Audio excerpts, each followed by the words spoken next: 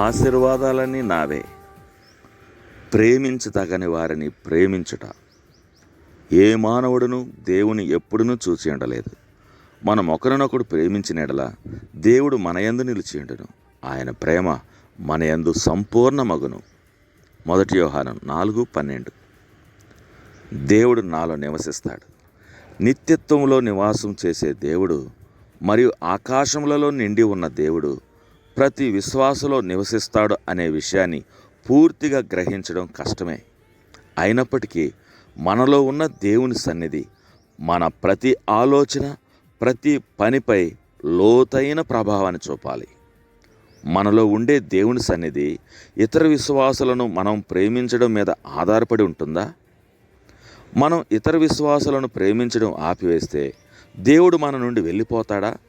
లేదు. చుట్టూ తిరిగే ద్వారంలో నుంచి దేవుడు రాకపోకలు సాగించడు.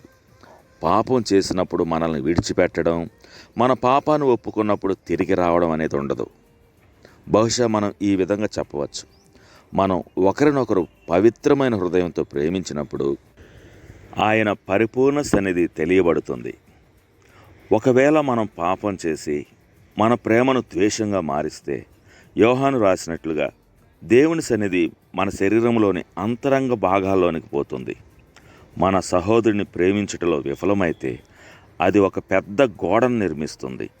అందులో నుండి దేవుడు ప్రవేశించలేడు. పశ్చాత్తాపం ద్వారా మనం పరిశుద్ధత వైపు తిరగాలని ఆయన ఎదురు చూస్తుంటాడు. కేవలం హాజరు మాత్రమే కాకుండా సర్వశ్రేష్టతను ఆయన కోరుకుంటున్నాడు. మన సహోదరుని పట్ల మనం కలిగి ఉన్న మలినమైన ఆలోచనలు మనం గుర్తించాలని, మన ప్రతి పాపం నుండి మనల్ని పవిత్రపరిచే యేసుక్రీస్తు రక్తాన్ని మనం ఉపయోగించాలని దేవుడు ఎదురు చూస్తున్నాడు. అప్పుడు ఆయన సన్నిధి మనలో నిలిపి, మనలో ప్రవహింపజేయడం ద్వారా మనకు తెలియజేసి మనల్ని పరిపూర్ణులుగా మార్చే పనిని మన జీవితాలలో ప్రారంభిస్తాడు. మనల్ని ఆయన ప్రేమతో నింపమని దేవుణ్ణి మనం ప్రాధేయపడవచ్చు. తద్వారా ఈ ప్రేమను ఇతరులకు చూపించవచ్చు.